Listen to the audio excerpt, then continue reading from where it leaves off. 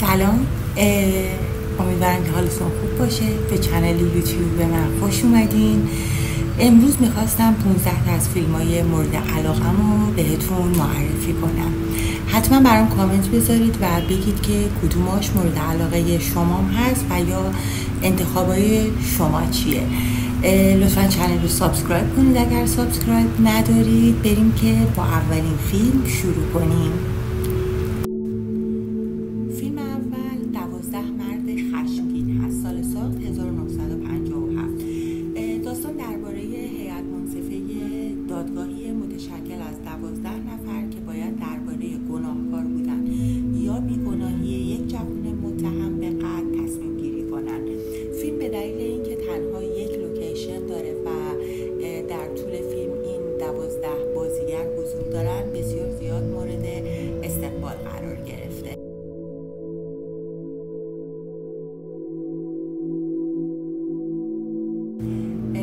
ازتون میخوام که اگر که احیانا این فیلم رو ندیدین حتما ببینیدش، برای اینکه بسیار زیاد فیلم مهمیه برای هر آدمی که در جهان زیست میکنه. این از فیلم شماره 1 بود. بریم سراغ فیلم شماره 2. فیلم شماره 2 فهرست شیندلر هست. سال ساختش 1993. داستان فیلم درباره مردی به اسم اسکار شیندلر که یک صنعتگر آلمانیه که در طول جنگ جهانی دوم بیشتر از 1000 پناهنده یهودی لهستانی رو با بکارگیری توی کارخونه‌هاش از فاجعه هولوکاست نجات میده. حتما این فیلم رو ببینید و نظراتتون رو برام بنویسین توی کامنت.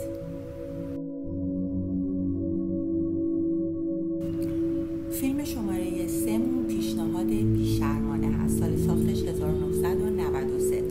داستان این فیلم رو بر اساس یک رمان ساختن در واقع که در اون ازدواج یک زوج با پیشنهاد $1,000,000 یک غریبه به همسر برای گذروندن یک شب با اون مختل میشه.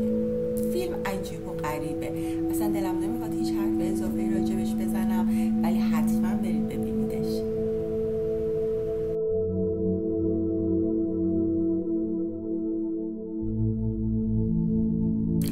فیلم شماره 4 من قبل از تو. سال ساخت 2016. تقریبا جدیده. داستان این فیلم هم بر اساس یک کتاب نوشته شده. ویل ترنر ماجراجو صخره‌نورد، جوان ثروتمند، زیباست و در حین همه این موهبت‌هایی که داره یک تصادفی براش پیش میاد که در واقع از گردن به پایین فلج میشه. یک پرستاری به اسم لویزیا کلارک میاد و مسئولیت نگهداری اونو به عهده میگیره. یک فیلم عاشقانه خیلی عجیب غریبه، حتما ببینیدش. امیلیا کلارک بازی میکنه.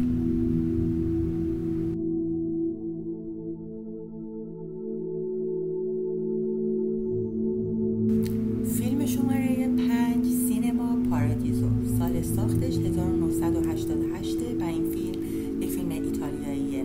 این فیلم داستانه که کارگردان خیلی مشهوره که خاطرات کودکیشو در روستای زادگاهش سیسیل به یاد میاره. توی این خاطراتش نشون میده از وابستگی شدید اون به تنها سینمای دهکده، یعنی سینما پارادیزو، و آپاراچی مهربون و دلسوز اون آلفردو. حتما این فیلم رو ببینید.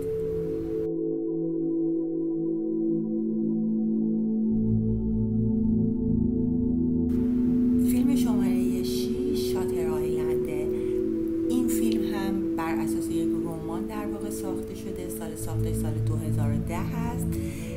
تدی و چاک دوتا مارشال ایالات متحده هستن که به جزیره شاتر میرن تا فرار یک بیمار روانی خطرناک به نام راشل از تیمارستانی توی بندر بوستون رو بررسی کنن. اونا در روند ماجرای جزیره با اتفاقای عجیب و غریبی روبرو میشن. توی این فیلم لئوناردو دیکاپریو بازی کرده. من این فیلم رو 100 بار دیدم بدون اغراق. حتما شما یه بار ببینیدش.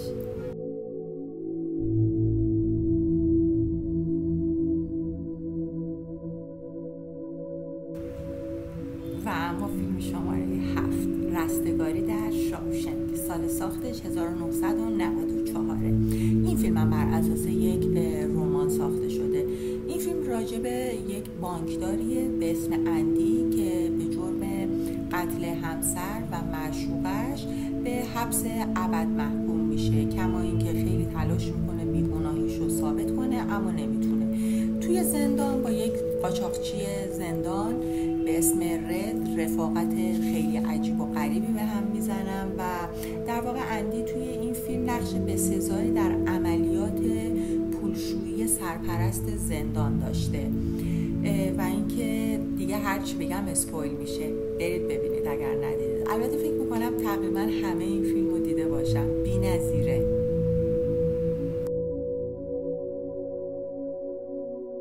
فیلم شماره 8 شاینینگ و یا درخشش هست که در سال 1980 ساخته شده، سالی که من به دنیا اومدم.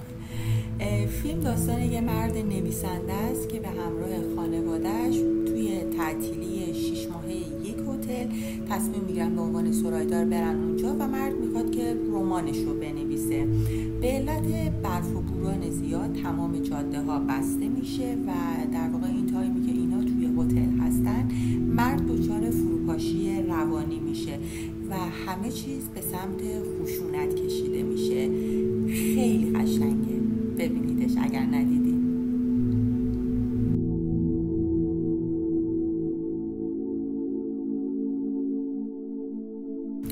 فیلم شماره 9 فیلم برباد رفته است. سال ساختش 1939، خیلی قدیمیه اما هر موقع که نگاه کنین جذابیت‌های خاص خودش رو همچنان حفظ کرده.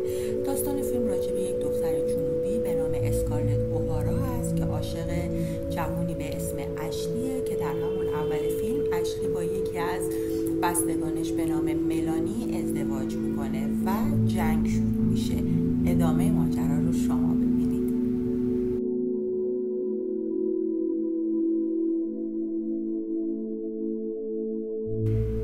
فیلم شماره 10 فیلم او و یا هیر هست که داستان یک نویسنده‌ای به اسم تدیو روایت میکنه در آینده نزدیک با یک سیستم عامل هوشمند مثل چت جی پی تی که الان ما همه داریم استفاده میکنیم به اسم سامانتا آشنا میشه و در واقع با اون یک رابطه عاشقانه به وجود میاره. فیلم خیلی عجیبه، میگم انگار که فیلم مال همین امروزه. حتما این فیلم رو ببینید تا یه وقت عاشق چت جی پی تی هاتون نشید.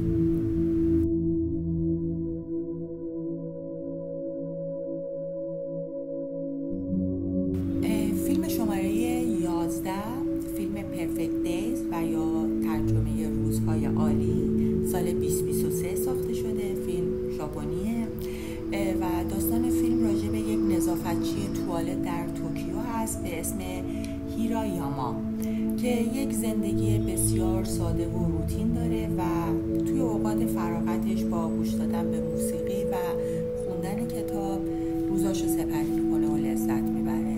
فیلم بی نهایت ساده است و یک معنای دیگه از زندگی رو به ما نشون میده. فکر میکنم توی این دوره‌ای که همه دارن با هم رقابت میکنن سادگی این فیلم و زندگی این آدم خیلی میتونه جذاب باشه. حتما ببینیدش. پرفکت دیز.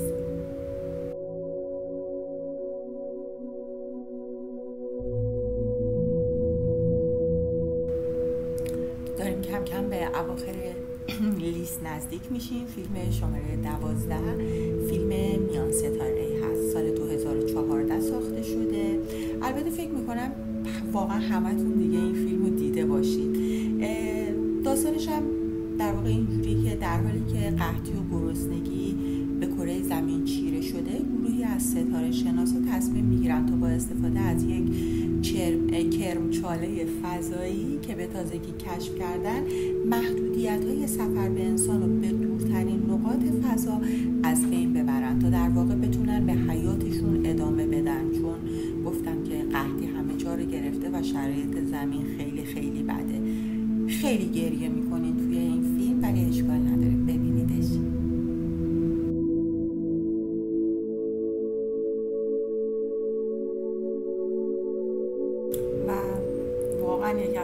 های خیلی مورد علاقه فیلم برادرز و یا برادران هست.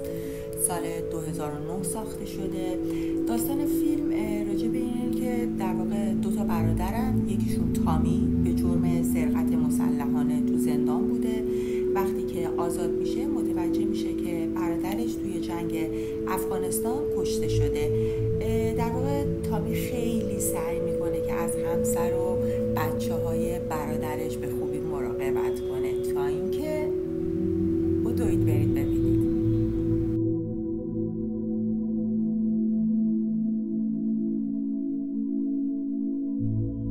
فیلم شماره 14 فیلم زیر صفر یا بلو زیرو، یه فیلم آلمانیه که تو سال 2021 ساخته شده.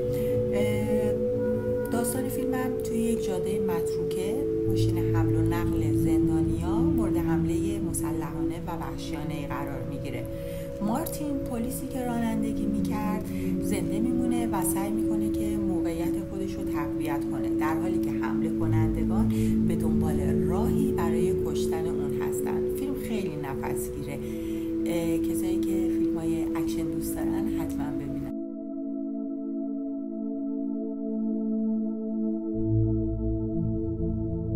خب رسیدیم به فیلم آخر، فیلم شماره 15. این فیلم کمتر دیده شده‌ای هست، خیلی عجیبه برای اینکه بسیار فیلم عمیق و بی‌نظیریه، به اسم هشر. سال 2010 ساخته شده. فیلم راجع به یک پسر بچه‌ایه به اسم تی جی که مادرش رو از دست داده. پدرش دچار فروپاشی روانی شده، به شدت افسرده است. با مادر بزرگ پیرش که اونم خیلی مریضه توی یک خونه هستن، تا اینکه تی جی با یک پسری به اسم هشر آشنا میشه. و چه میکنه این هشر؟ حتما این فیلم رو ببینید.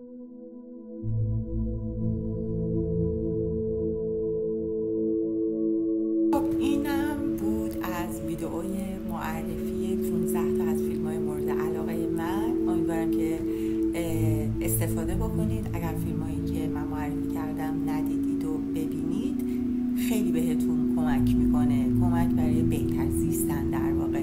ویدئوی بعدی و راجع به سریال‌های مورد علاقه میذارم. میدونم که الان تب سریال سال‌هاست توی ایران خیلی داغ شده و شماها همتون قطعاً نظرات متفاوتی دارید. لطفاً برام کامنت بذارید و چنل یوتیوب منو سابسکرایب کنید و اگر که دوست داشتید این ویدیو